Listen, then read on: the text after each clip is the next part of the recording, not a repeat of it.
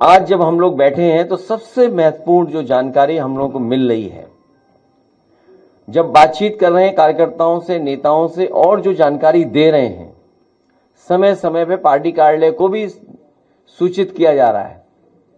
अभी सुबह जब एक हमारे विधायक ने फोन किया, उन्होंने कहा कि जो बीएलओ हैं, जितना उन्हें सहयोग करना चाहिए वो सहयोग नहीं कर रहे हैं। एक जगह वो बैठ जाते हैं, उसके बाद वो उन्हें ढूंढिए आप लोग, तब मिलेंगे, नहीं मिलेंगे। लेकिन सच्चाई ये है, जब बिहार का चुनाव देख लिया, बिहार के बाद जो अखबारों में लिखा गया, सोशल मीडिया पे जो आया, या अन्य माध्यमों से जो जानकारी मिली है, वो जानकारी ये मिली है कि उत्तर प्रदेश और वेस्ट बंगाल में बड़ी तैयारी है भारतीय जनता पार्टी की, और चुनाव आयोग से मिलकर के है।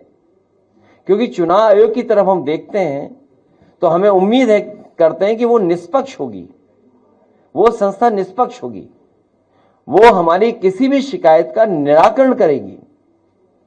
लेकिन सुनने में आ रहा है कि 2024 की हार के बाद सबसे ज्यादा भारतीय जनता पार्टी और चुनाव आयोग फोकस कर रहा है वेस्ट बंगाल पर और उत्तर प्रदेश पर। अन्य स्टेटों पे भी जहां पर बीजेपी की सरकार नहीं है, उदाहरण के लिए तमिलनाडु, जहां चुनाव आने वाला है, लेकिन सबसे ज्यादा फोकस, सबसे ज्यादा टारगेट और टारगेटेड जो चीजें हो रही हैं वो उत्तर प्रदेश और वेस्ट बंगाल में हो रही हैं, जहां पर चुनाव आयोग से हमें उम्मीद थी। अगर आपको याद हो पत्रकार साथियों, कोई चीज ऐसी नहीं जो हम लोग कह रहे हो आउट ऑफ वे जाके कह रहे हो।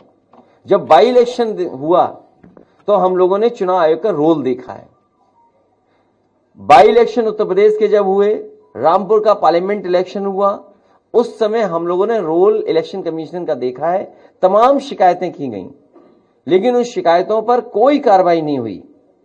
उसके बाद जब एसआईआर की बात आई तो उस समय हम लोगों ने वो सूची दी थी जिसमें 2022 में से पहले जिनका वोट था और 2022 में वोट नहीं डाल पाए थे, ऐसे बड़े पैमाने पर मतदाता जिनका नाम इधर उधर करके डिलीट कर दिया था जानबूझ करके, और जिसके कारण समाजवादी सरकार नहीं बन पाई 2022 में। हम लोगों ने आरोप लगाया था और एफिडेविट भी दिए थे इलेक्शन कमीशन में।